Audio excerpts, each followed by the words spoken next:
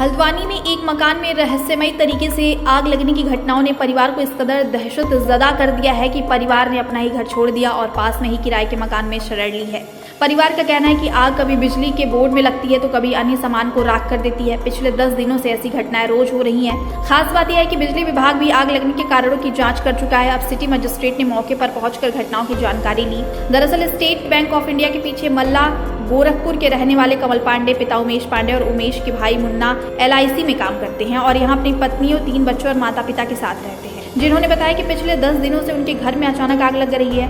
आग का यह सिलसिला बिजली के बोर्ड से शुरू हुआ और एक एक कर रोजाना बिजली के स्विच जलने लगे। बिजली विभाग को बुलाकर जांच कराई लेकिन कुछ नहीं निकला। फिर घर की मेन लाइट कटवा दी लेकिन आग लगने का सिलसिला नहीं रुका।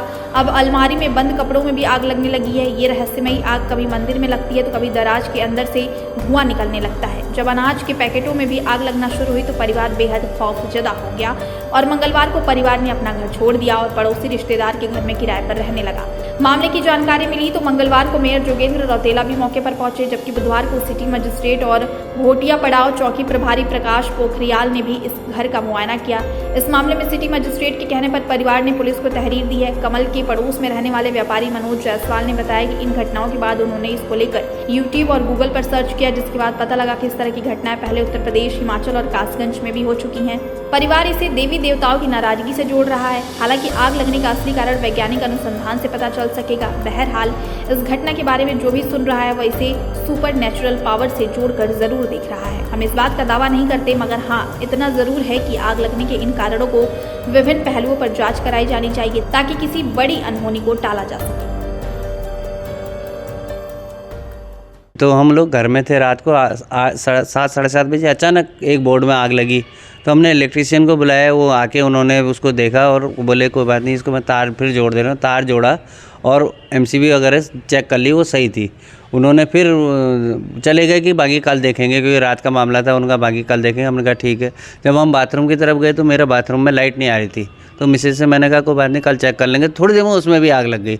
उसको बुझाया तब तक तीसरे बोर्ड में आग लग गई।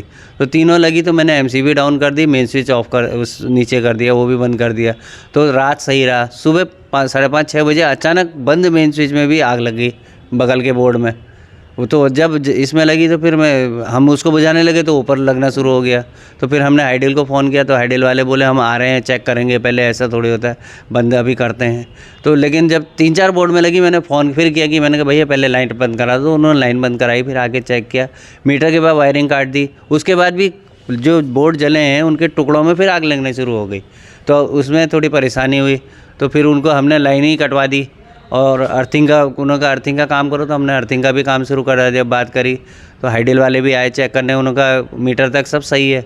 हमारे इलेक्ट्रीशियन ने भी कहा मीटर तक वोल्टेज सही आ रही, लेकिन वो अपने एक टेम्परेरी कनेक्शन दिया था जो लाइन में जुड़ा नहीं था, उसमें भी आग लगी बोर्ड में।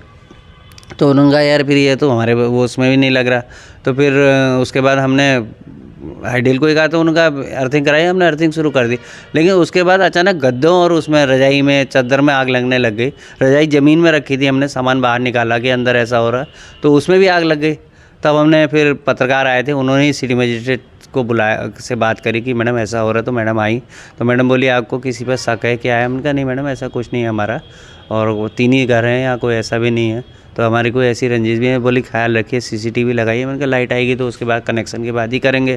तो वो बोली हम भी जांच कराएंगे करिए। फिर पुलिस वालों ने भी तहरीर ली हमसे। तो रंजिश की बात, इनका ऐसा कोई रंजिश नहीं है। मैं कहा रंजिश भी होती तो रंजिश की बात ही नहीं है, क्योंकि इतनी जल्दी हुआ है, कोई लगाया भी नहीं सकता कि हम नीचे से भाग रहे हैं ऊपर आग लग जा रही, ऊपर से भाग रहे हैं तीसरे बोर्ड में आग लग जा रही, मतलब सेकंड के अंदर दूसरे बोर्ड में आग लग जा रही। कपड़ों में आग लग रही थी बताया आपने? कपड़ों में लग रही थी, तो बंद अलमारी में कपड़ों का पैकेट जला, तो खोला, धुआं आ रहा था।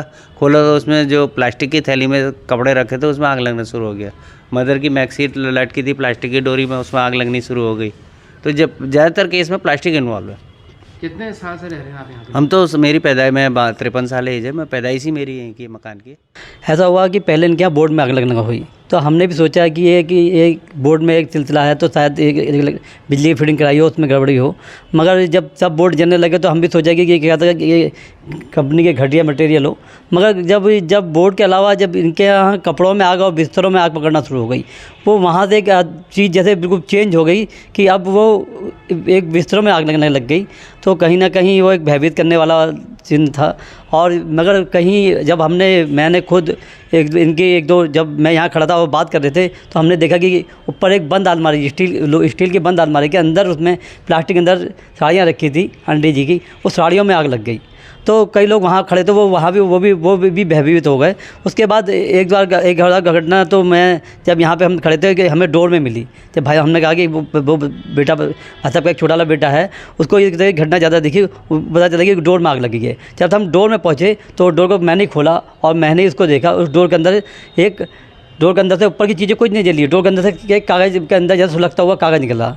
तो एक मतलब एक अदृश्य एक अचंभे करने वाली का विषय हो गया। शायद मेरा मानना है कि कम से कम इसको शासन प्रशासन इस स्तर पे देखे कि कम से कम कि ये क्या हो रहा है। और ऐसी घटना जब ज़्यादा होने लग गई तो मैंने यूट्यूब और गूगल में देखा तो ऐसी घटना एक दो जगह और मिली है। मगर ये बिल्कुल वैसी घटना है। मगर ये घटना अगर ऐसी घटना हो रही तो उस पर एक विषय है और लोगों को एक चैलेंज है कि इसका ज़रूर से ज़रूर पता लगाया जाए। क्या आपको ऐसा लग रहा है कि सुपर नेचुरल घटना घट रही है? आपको दिल में भय हुआ? नहीं, भय तो जब पहले तो भय नहीं हुआ था, मगर दूसरी 2-3 चीज़ें भय डर वो नहीं लग रहा है कि, मगर ये डर यह है कि एक के बाद वो दूसरी के बाद वो तीसरी चीज़, उसके बाद कपड़े, वो जैसे कि अपना ट्रेंड चेंज कर रहा हो बार बार, कि पहले एक चीज़ को पकड़ रहा फिर दूसरी चीज़ को पकड़ रहा। और जो भयभीत तो करने वाली थी कि जब आंटी जी की एक मैक्सी यहाँ पे सामने डली थी वो हल्की गीली थी, मतलब उसमें मेरा मानना है कि मॉइस्चर होगा, नमी होगी। उसके बाद उसमें आग लग गई और आगे ऐसे लगेगी कि जैसे कागज़ का टुकड़ा जैसे जल गया हो।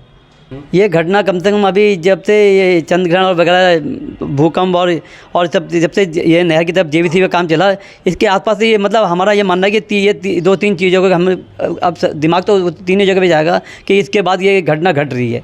मगर अब कोई चीज़ घटना घटी तो आदमी सोचता है कि उसके आगे पीछे क्या है।